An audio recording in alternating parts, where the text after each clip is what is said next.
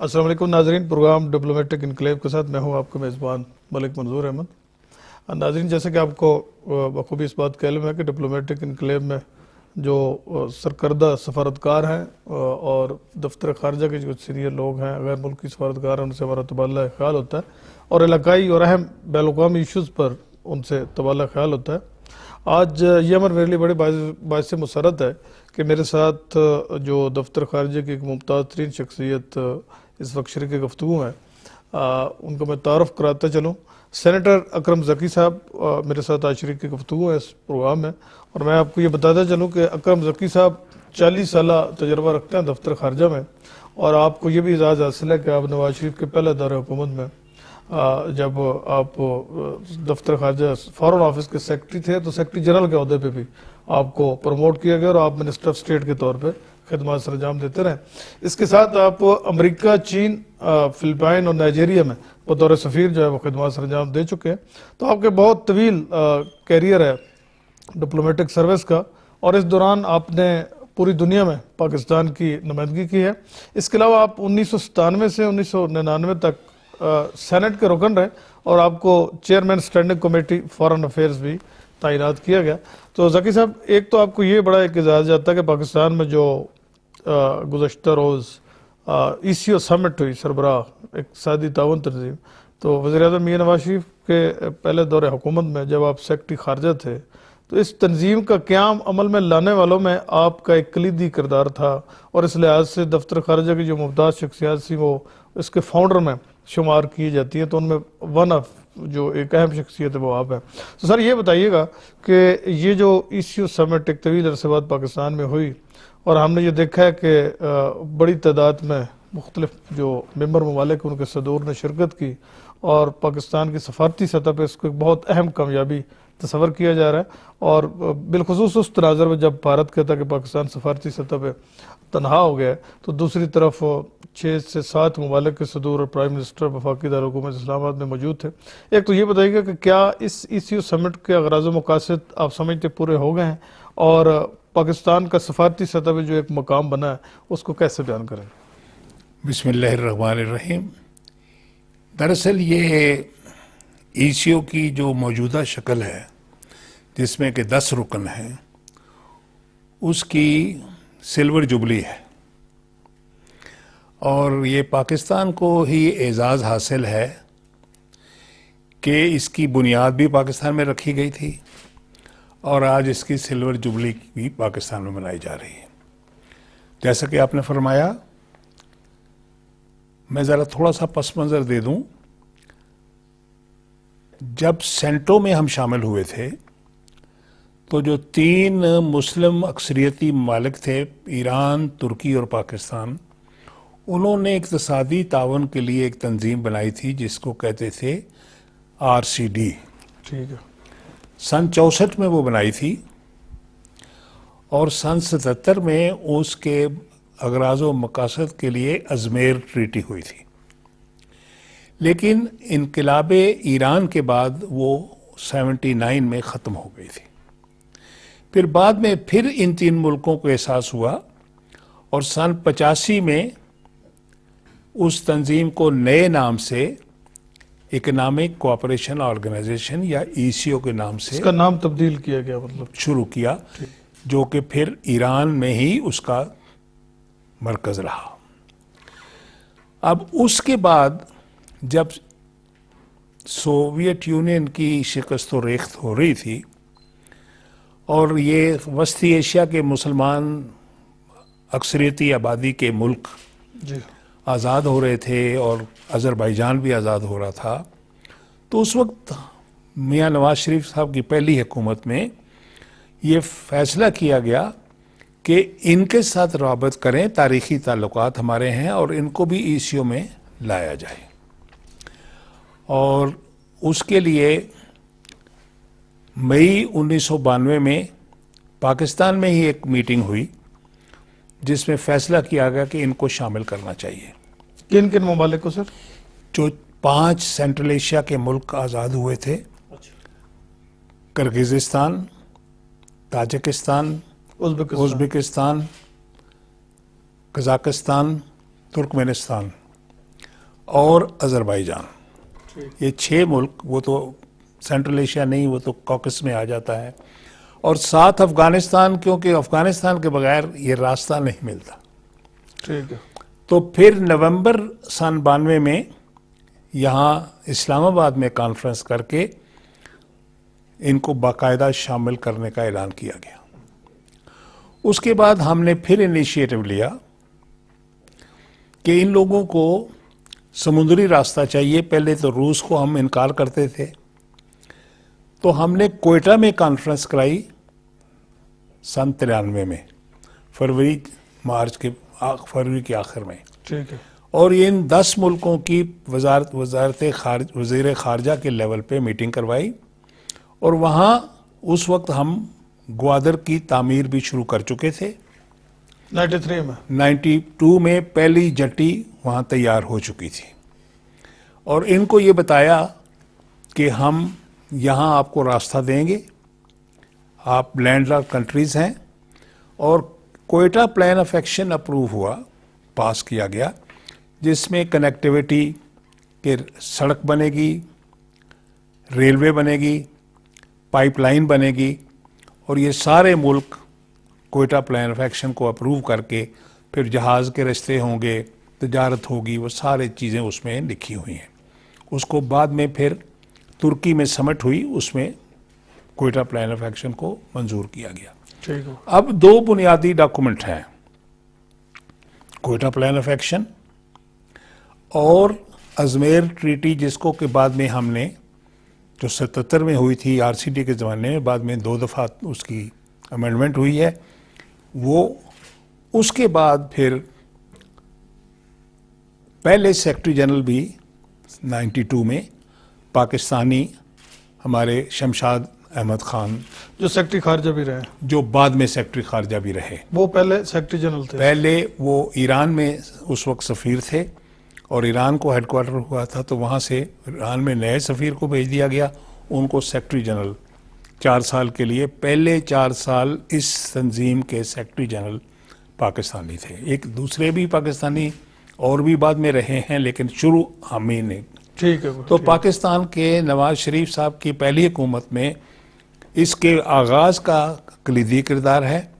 बीच में एक समिट हमने करवाई सन 95 में भी, उस वक्त मोहतरमा बेनज़ीर वज़ीर आज़म थी, और ये मुख्तलिफ ट्रीटीज़ होती रहीं, मुख्तलिफ तंजीमें बनी, चेंबर ऑफ कॉमर्स बना, कॉमन बैंक बना, इंश्योरेंस के इंतज़ामात हुए, लेकिन ज़्यादा तरक्की इसमें नहीं हो सकी। उसकी बुनियादी वजह जो है, और वजूहात भी हैं, एक तो रास्ते नहीं है, दूसरा अफ़गानिस्तान के हालात सेटल नहीं हुए शुरू से। अफ़गानिस्तान में कई मुल्कों ने जानबूझकर ये शरारत की कि पाकिस्तान का वस्ती एशिया के साथ वो ताल्लुक़ उस तरह राब्ता कायम ना हो, उसको अनस्टेबल रखा गया। आप तो हालात जानते हैं। जी। और इस आज की जो कॉन्फ्रेंस हुई है 1 तारीख को, इसमें भी बैरूनी ताकतों के असर की वजह से अफगानिस्तान नहीं आया। अफगानिस्तान हायर लेवल पे नहीं आया। जी, उनके सफीर ने उनके सफ़ीर की नुमाइंदगी हुई उनकी, वो इससे बाहर नहीं रह सकते, उनके मफाद में है, लेकिन उनके सरबराह ममलकत नहीं तशरीफ़ ला सके। तो इसका हमें अफसोस है, लेकिन उससे कोई फ़र्क नहीं पड़ा, क्योंकि अफ़गानिस्तान का अपना नुकसान है। लेकिन हमारी ख्वाहिश ये है कि अफ़गानिस्तान भी, क्योंकि इसका एक कलीदी जुज़्व है, आपको मालूम है कि 463 मिलियन की आबादी हो जाती है इसमें, तकरीबन 8 मिलियन 7.97 जी स्क्वायर किलोमीटर जी इसका रकबा है। सारे मुल्क मुस्लिम अक्सरियत मुल्क हैं। जी हाँ, सारे मुसलमान। वसाइल बेशुमार हैं, तेल है, खुराक है, तो इनके फिर समुद्री रास्ता पाकिस्तान के ज़रिए ग्वादर का रास्ता है, ईरान के ज़रिए बहरा का रास्ता है, और तुर्की के ज़रिए भी बहर कुल्ज़म तक आलमोस्ट रास्ता मिल जाता है। तो वो ये सेंट्रल एशिया के लोग जो हैं, जो कि लैंडलॉक्ड हैं, उनको तीनों तरफ से रास्ते मिलते हैं अगर हमारे साथ इस तरह शामिल होते हैं। तो ये एक बहुत बड़ा मुस्लिम यूनिट, मुस्लिम मुल्कों का जी हाँ, वो तो तो इसमें बहुत अहम फैसले हुए हैं, फैसले होते रहे हैं। लेकिन आप माजी के फैसलों का अगर तकाबली जायजा लें तो ये जो ऐलान इस्लामाबाद है उसमें क्या आप उसमें फर्क क्या खास देखते हैं? तौर पे दो चीजें हुई हैं। एक तो यह है जो कि पाकिस्तान के दरीना ताल्लुकात के ऊपर एक केक के ऊपर आइसिंग की तरह ये जो सी पैक आ गया है ना, इससे इसकी अफादियत सी बढ़ गई। पैक से पाकिस्तान की अहमियत बहुत बढ़ गई है और इन मुल्कों का भी ये दिलचस्पी हमें बहुत बढ़ गई है पहले से। अब आपको मालूम है इस एलानिया में सी पैक की भी तारीफ की गई है जी हाँ बिल्कुल, और चीन ने भी मेहमान की हैसियत से एज ए स्पेशल ऑब्जर्वर और गेस्ट ऑब्जर्वर के तौर पे वहाँ पर शमूलियत की है। तो एक तो सी पैक की वजह से पाकिस्तान के एक नया बाब खुला है जिसमें लोग इन्वेस्टमेंट करने के लिए दूर दराज मुल्क से भी आ रहे हैं। तो अब 3-4 जो फैसले हुए हैं अहम, कि पुराने जितने मुआहदे हुए हैं उन पे तेजी से अमल दरामद किया जाए और एक टारगेट फिक्स किया गया है कि VN 2025 जी हाँ, के 2025 तक हमने आपस में राब्ते भी तेज करने हैं, कनेक्टिविटी बढ़ानी है, हमने तजारत बढ़ानी है, हमने कल्चरल बढ़ाना है, हमने सिक्योरिटी बढ़ानी है, पीपल टू पीपल कॉन्टैक्ट करना है, हमने हेल्थ में कोऑपरेट करना है, हमने तालीम में कोऑपरेट करना है, सियासी टेक्नोलॉजी हमने दहशत गर्दी को मिलकर ख़त्म करना है। जो कि बहुत बड़ा चैलेंज तो है। ये बहुत बड़ा चैलेंज है। तो ये इसमें अब फैसला ये हुआ है कि अब हमने दिल लगाकर एक टारगेट फिक्स किया है और तजारत को हमने जितनी आज है उससे दुगना करना है 25 तक। तो जब आप एक नस्ब लाइन बना लेते हैं और डेट लाइन लगा लेते हैं ना तो फिर काम तेजी से होते हैं। तो इसलिए मुझे लगता है कि ये एक बहुत ही कामयाब कॉन्फ्रेंस है और इसका सेहरा भी मौजूदा हुकूमत के सर है, मियां नवाज शरीफ साहब। अच्छा सर, ये बताइएगा कि आपने कहा ना कि बड़ी एक अहम कामयाबी है, तो ये जो सफारती सतह पे भारत कहता है कि पाकिस्तान आइसोलेट हो गया है, वो सार्क को, हार्ट ऑफ एशिया को, दीगर कॉन्फ्रेंसेस हो, तो आप समझते हैं कि एक तो ये जो भारत का दावा है ये बेबुनियाद साबित हो गया और ये पूरी दुनिया से आपने देखा लोग आए हैं? मुद्दई लाख बुरा चाहे तो क्या होता है, वही होता है जो मंजूर खुदा होता है। मोदी हुकूमत की ख्वाहिश थी कि पाकिस्तान के अंदर दहशत गर्दी फैलाकर पाकिस्तान को उनके दोस्तों से अलग किया जाए, लेकिन वो इसमें कामयाब नहीं हुए। पाकिस्तान का महल्ले वकू ऐसा है खुदा के फजल से कि हम वस्ती एशिया के साथ भी हमारे तारीखी रिश्ते हैं और मगरबी एशिया के साथ भी हमारे तारीखी और रिलीजियस और स्पिरिचुअल रिश्ते हैं, तो हमें आइसोलेट किया ही नहीं जा सकता। और फिर हमारे आइन में लिखा हुआ है कि मुस्लिम और इस्लामिक मुल्कों के साथ ताल्लुकात को हम अफजलियत देंगे जी, और वो हमारा शुरू से नस्बुल आइन रहा है। तो इसमें हिंदुस्तान खुद आइसोलेट हुआ है। अच्छा, हम तो चाहते हैं कि अफगानिस्तान जो कि इसका हिस्सा है वो मुकम्मल तौर पर इसमें शामिल हो और हम किसी का बुरा नहीं चाहते। हिंदुस्तान में बहुत गुर्बत है, हम ये चाहते हैं कि हिंदुस्तान भी फ़ायदा उठाए इस तजारत से और वो भी शामिल हो और अमन व अमान करे, लेकिन दुश्मनी रख के नहीं शामिल हो सकता। जी, तो मैं समझता हूं कि ये पाकिस्तान को आइसोलेट करने की, अब बल्कि आइसोलेट क्या, ईरान हमारे साथ पुराने ताल्लुकात हैं और बढ़ रहे हैं, तुर्की हमारे साथ है, रूस जो हिंदुस्तान का बहुत ही करीबी ताल्लुक रहा था उसके साथ पाकिस्तान के ताल्लुकात वो, बढ़ रहे हैं। और ख़ास तौर पे जब अफगानिस्तान में हम रूस के खिलाफ लड़ रहे थे उस वक्त भी हिंदुस्तान और रूस बहुत करीब थे और इंडिया ने उसकी मदद की।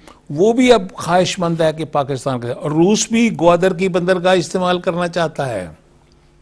तो हमें तो आइसोलेशन नहीं, हमारी तो वुसअत हो रही है, हमारी तो ताल्लुकात फैल रहे हैं। चीन के साथ तो आप जानते ही हैं, अब ये सारे, फिर हमें रूस और चीन ने मिलकर ECO में भी शामिल किया है,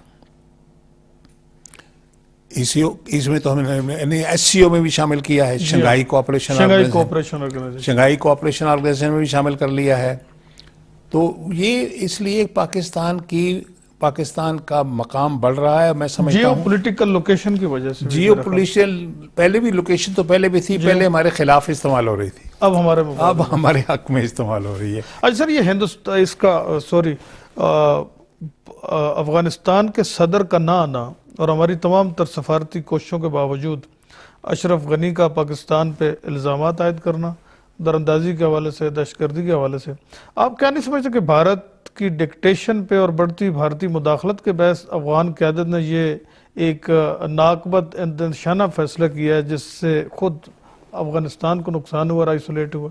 देखिए, भारत का तो शुरू से ही सन 47 से ही ये कोशिश रही है कि वो अफगानिस्तान को पाकिस्तान के खिलाफ इस्तेमाल करे। ठीक है। अफगानिस्तान पहला मुल्क था, वाहिद मुल्क था जिसने हमारे अक़वाम मुत्तहिदा के मेंबरशिप के खिलाफ वोट दिया था। फिर पख्तूनिस्तान का स्टैंड भी खड़ा किया रखा था। फिर जब ज़रूरत पड़ी उनको, तो हमने उनकी मदद की। हमारा इलाका उनको रूस की या सोवियत यूनियन की फ़ौजों से आज़ाद करवाने में इस्तेमाल हुआ और हमने कलीदी किरदार अदा किया। लेकिन हिंदुस्तान ने आखिर में जाकर कुछ ऐसे इक़दाम किए कि उनको फिर अपने कुछ लोगों के ज़रिए पाकिस्तान के ख़िलाफ़ भड़का लिया। हिंदुस्तान की कोशिश रही है, जिसे मैं कहता हूँ वो नट क्रैकर में रखना चाहते हैं पाकिस्तान को, कि दो तरफ से दबाना चाहते हैं। और ये फैसला उन्होंने 2002 में किया था, जब उन्होंने हमारे ऊपर इल्ज़ाम लगाया था कि बम फटा है उनकी पार्लियामेंट में और फ़ौजें इकट्ठी कर दी थी, तो सामने हमारी फ़ौजें भी गई थी। तो उनको एहसास हो गया था कि वो लड़ाई नहीं कर सकते क्योंकि हम एटॉमिक क़ुव्वत हैं। जी बिल्कुल। तो उस वक्त उन्होंने बैनुल-अक़वामी वगैरह मामलात को करके तो उसको ख़त्म करवाया और फ़ैसला किया कि हम मगरबी सरहद से पाकिस्तान को डिस्टेबलाइज करेंगे। और उस वक्त से अफ़गानिस्तान से वो बलूचिस्तान में और फाटा में मुदाखलत कर रहे हैं। तो वो दूसरा हमारा पानी रोक रहे हैं, तीसरा कोल्ड स्टार डॉक्ट्रिन शुरू कर दिया था। अब मोदी साहब के आने के बाद वो बात तो हिंदुस्तान हमारे खिलाफ साजिश तो कर ही रहा था, लेकिन मोदी साहब की हुकूमत ने खुलकर कहना भी शुरू कर दिया है। जी हाँ, ओपनली कहना। उनके जो अजीत डोभाल हैं, जिनका डॉक्ट्रिन ये है, जिनकी तकरीरें अब रिकॉर्ड होकर सामने आ रही हैं, आपने भी सुनी होंगी, कि हम पाकिस्तान के अंदर जाकर खून खराबा करेंगे। अब उनके पुराने फ़ौज के सरबराह ने भी कहा है कि पाकिस्तान के अंदर हमने पाकिस्तानियों को कत्ल करना है और इंतशार फैलाना है और बगावत करवानी है। तो उनका तो सामने है, वो अफ़गानिस्तान में उनका असर है और वो उसको हमारे ख़िलाफ़ इस्तेमाल कर रहे हैं। लेकिन मेरा ख्याल ये है कि हम जो कोशिश कर रहे हैं कि अफ़गानिस्तान के साथ कोई बातचीत हमारी बेहतर हो जाए और तल्लुकात मामूल पे आ जाए, नॉर्मल हो जाए। और अब मेरा ख्याल ये है कि इस कॉन्फ्रेंस में भी जो उनके नुमाइंदे ने पाकिस्तान पे फिर थोड़े से इल्ज़ाम लगाने की कोशिश की, हमने उसका जवाब नहीं दिया, दानिशमंदी थी ये, क्योंकि इसके माहौल को ख़राब नहीं हम करना चाहते थे। इसमें ऐसा माहौल बनाना चाहते हैं कि ये 10 मुल्क अफ़गानिस्तान को भी माइल करें कि पाकिस्तान के साथ अब तावन करो, ताकि मिल के आगे चला जा सके। यहाँ एक मुख्तसर सा वक्फा लेते हैं और इसके बाद गुफ्तगू का सिलसिला हम जारी रखें।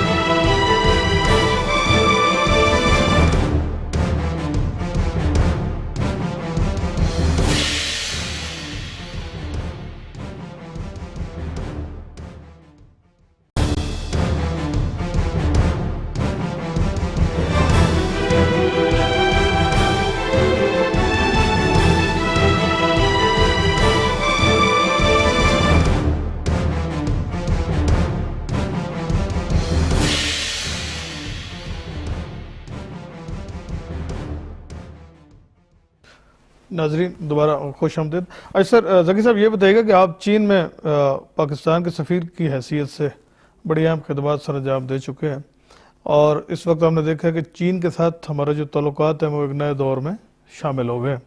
बिलखुसूस सी पैक के बाद आपने ये देखा जिस तरह ECO समिट में सारे ममालिक ने, और इस्लामाबाद का जो एलामिया था, इस्लामाबाद डिक्लेरेशन, उसमें भी उसको शामिल किया गया।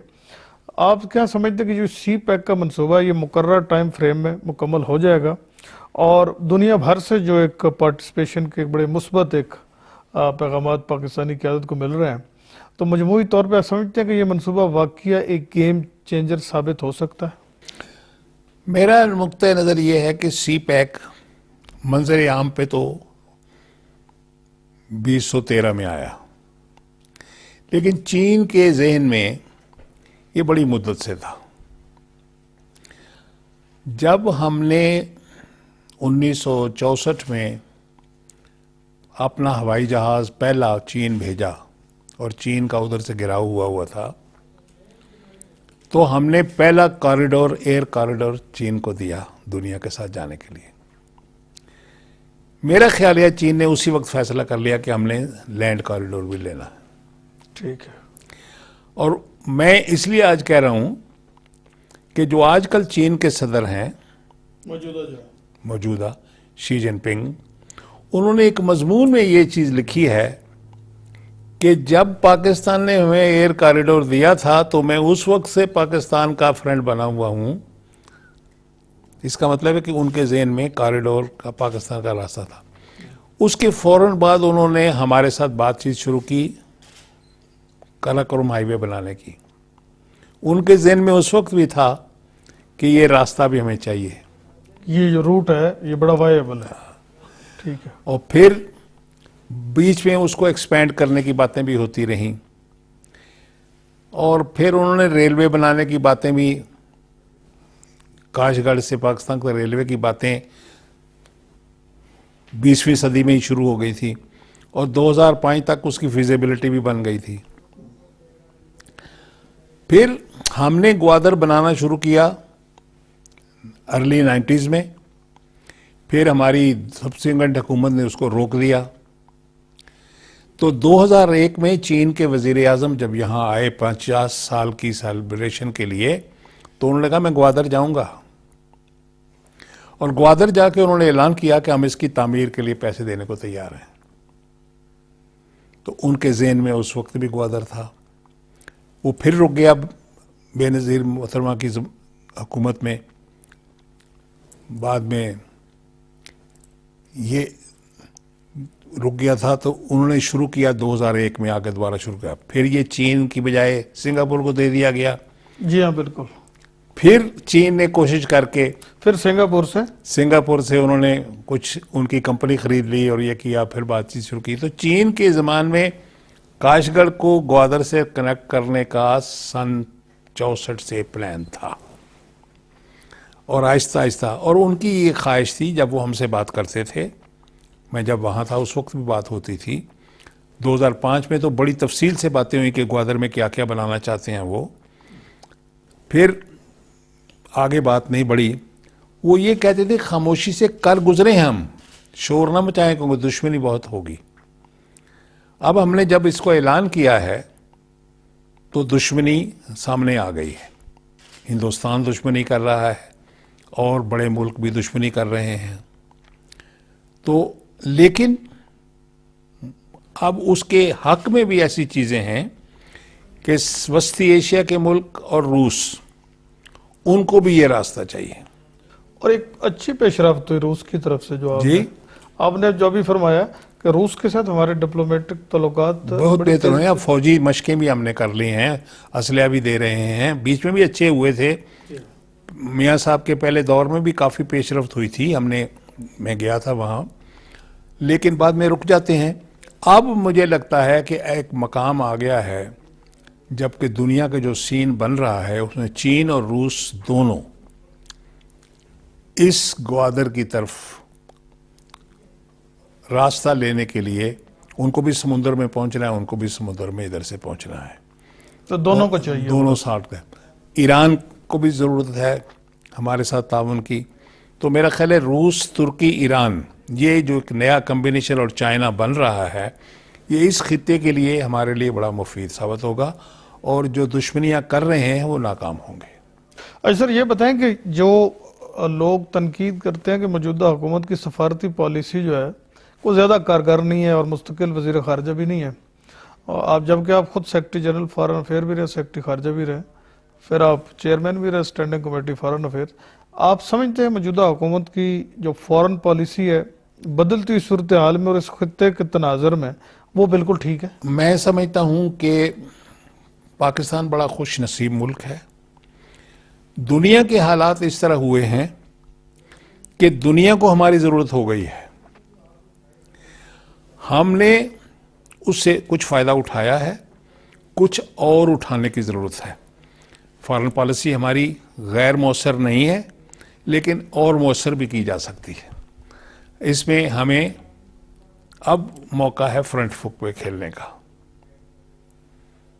जहाँ तक वज़ीर ख़ारजा के ना होने का ताल्लुक है, उसको मैं एक मामूली बात समझता हूँ। प्राइम मिनिस्टर खुद वज़ीर ख़ारजा हैं, सरताज साहब जो आजकल मशीर हैं वो खुद वज़ीर ख़ारजा रह चुके हैं, तजर्बा है काफ़ी उनको, और अब वो इसलिए वज़ीर ख़ारजा नहीं कहलाते, मशीर ख़ारजा कहलाते हैं कि वो पार्लियामेंट के मेंबर नहीं हैं।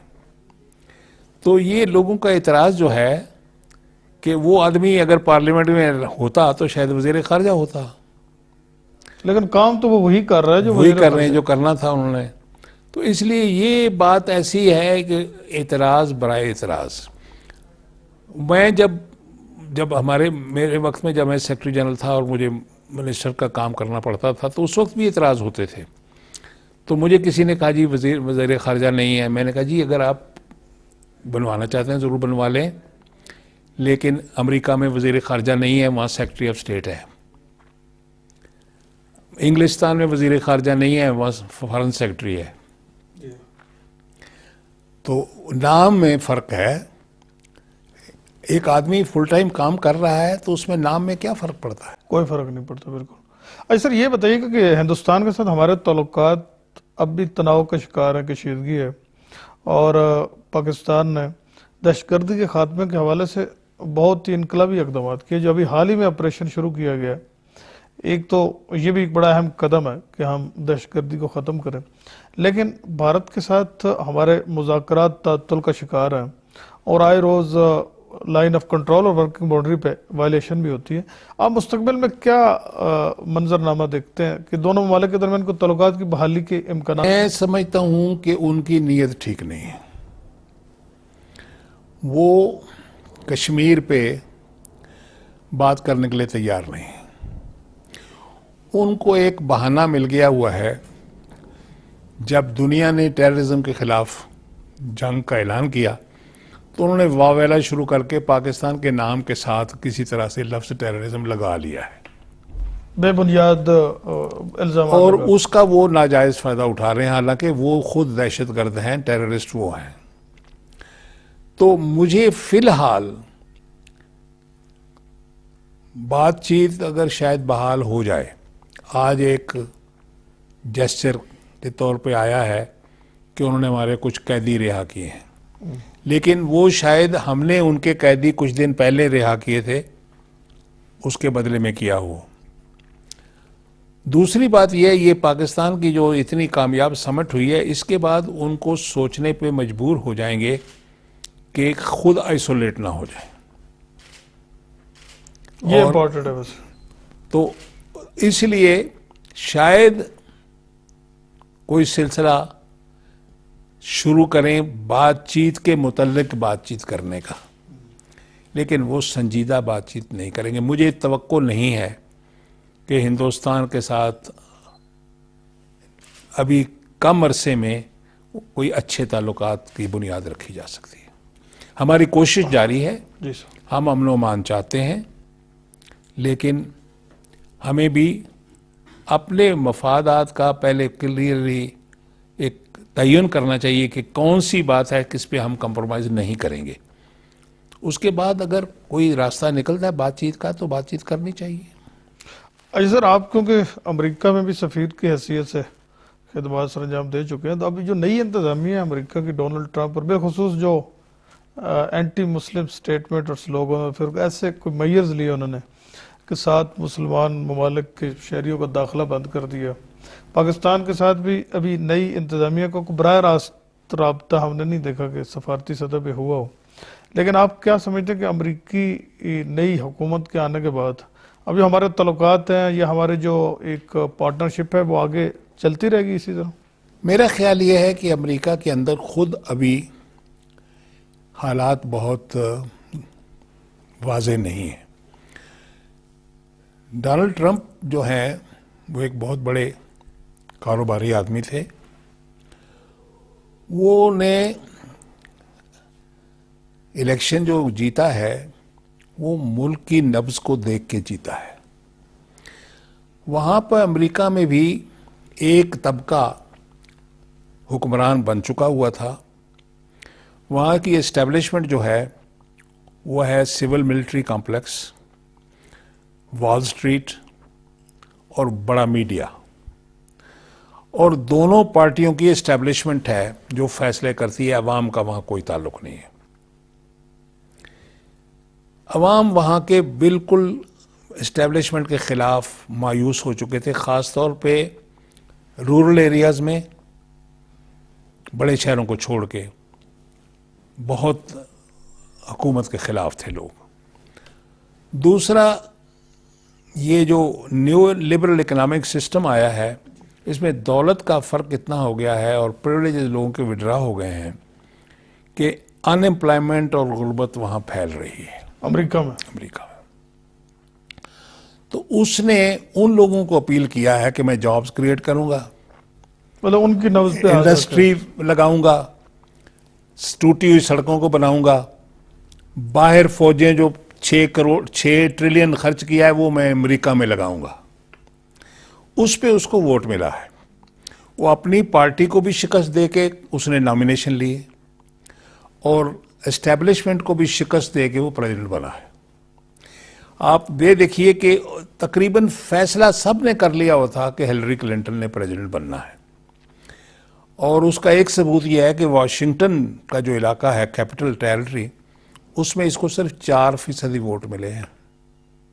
96% वोट हिलरी क्लिंटन का वाशिंगटन डीसी एरिया में, मतलब रूरल एरिया में ज्यादा, वो रूरल एरिया में इसको ज्यादा वोट मिला है, और बड़े शहरों में न्यूयॉर्क में और कैलिफोर्निया में भी हारा है। तो इसलिए अभी कश्मकश चल रही है एस्टेब्लिशमेंट में और उसमें। अब देखना यह है कि कहाँ तक वो हावी हो जाते हैं इस पर या ये उन पे हावी हो जाता है।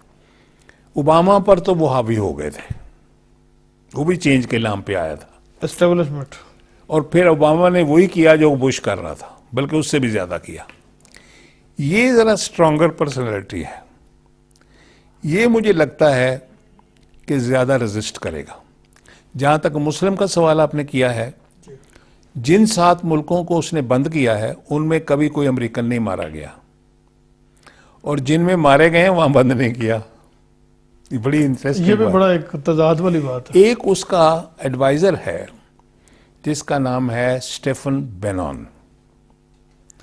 ये वो आदमी है जिसने वो नौज़बिल्ला कार्टून्स बनवाए थे, और ये इसने उसकी पार्टी ज्वाइन की हुई है, और ये उसका मशीर है, और ये सलामती काउंसिल का भी रुकन है। ये बेनॉन फैक्टर है जो मुसलमानों के खिलाफ बातें हो रही हैं। अब वो, लेकिन इसके खिलाफ अमेरिका में इतनी रिवोल्ट हुई है।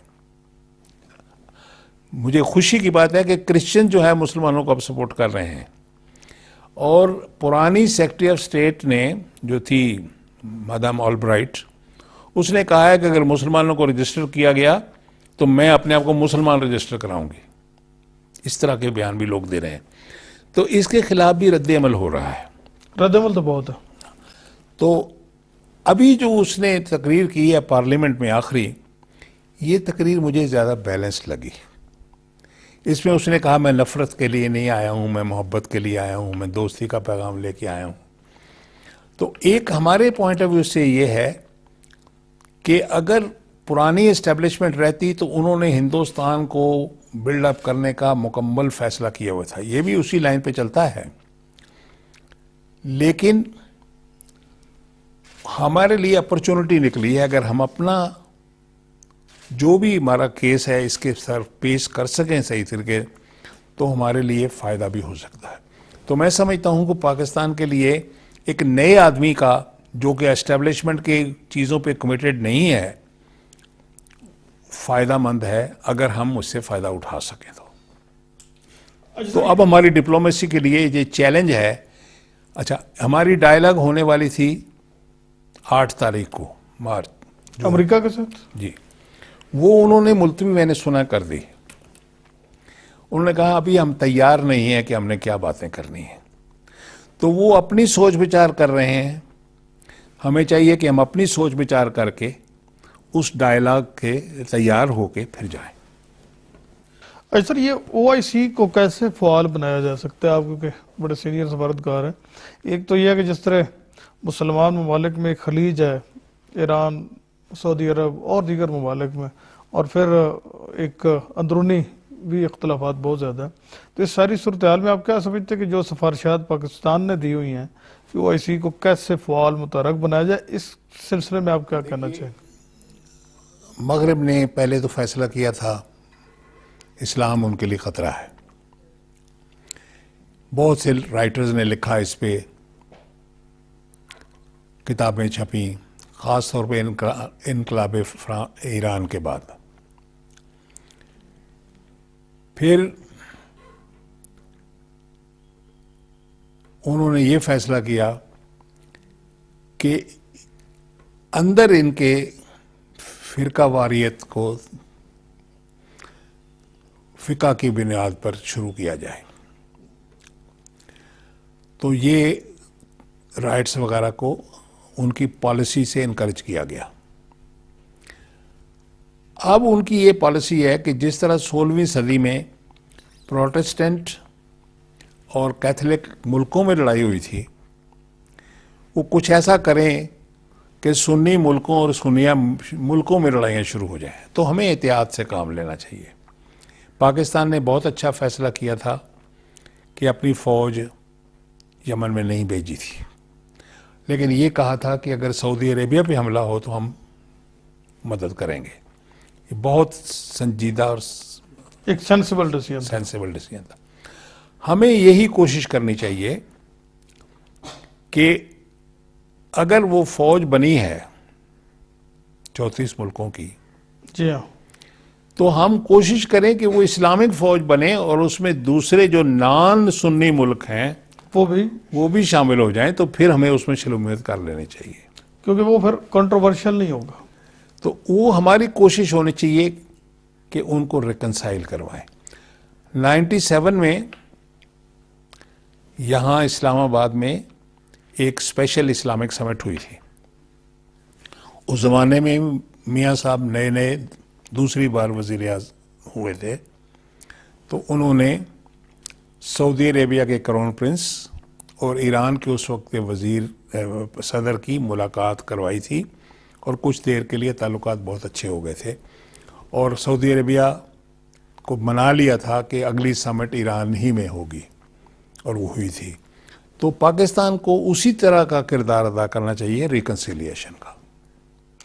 रिकन्सिलिएशन का तो सर किया है ना कि एक प्राइम मिनिस्टर साहब गए सऊदी अरब और ईरान भी गए और दोनों मालिक की क़यादत से बातचीत की, लेकिन सफारती जो ताल्लुकात हैं वो तो बहाल नहीं हुई। नहीं, सफारती ताल्लुकात बहाल ना हो, लेकिन लड़ाइयाँ भी तो ना हो ना। अगर हम फायर ब्रिगेड का काम कर सकते हैं कि आग बुझा लें, तो वो भी बड़ी बात है। आखिर में सर, आखिरी सवाल यह है कि क्या आप समझते हैं कि अफ़गानिस्तान में मफाहमती कोशिश और क़याम अमन क्या पाकिस्तान के ताउन के बगैर तो अमलन नामुमकिन नज़र आता है, लेकिन आप समझते हैं कि मुस्तकबिल में ये जो रिकन्सिलेशन एफर्ट्स हैं इसमें अफ़गानिस्तान पाकिस्तान से रजू करेगा और बिलाखिर कोई मुज़ाकरात या कोई डायलॉग का आगाज़ हो सके? आपको याद होगा कि चीन ने एक इनिशिएटिव लिया था, पाकिस्तान, चाइना और अफ़गानिस्तान मिल के स्टेबलाइज करें।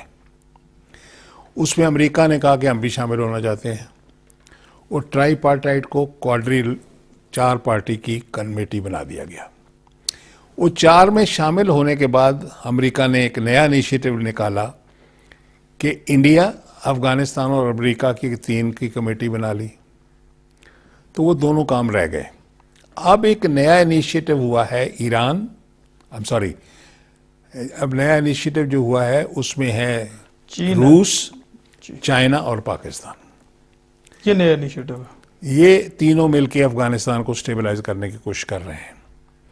तो हमें इस रूस और चीन के साथ मिलके इसमें चौथा अफगानिस्तान को शामिल करने की कोशिश करनी चाहिए और उसके जरिए रिकंसिलिएशन करने की कोशिश करनी चाहिए। ये मेरा ख्याल है प्रैक्टिकल होगा। पाकिस्तान के बगैर वहाँ हो कुछ नहीं सकता, लेकिन पाकिस्तान ने ये बहुत अच्छा फैसला किया है कि इनिशिएटिव अफगानिस्तान से आना चाहिए। अब जो रूस और चीन को साथ मिलाया है हमने या मिले हैं हम, ये एक ऐसी मजबूत पोजीशन है इस खित्ते के लिए कि अफगानिस्तान के लिए बेहतरी हो सकती है।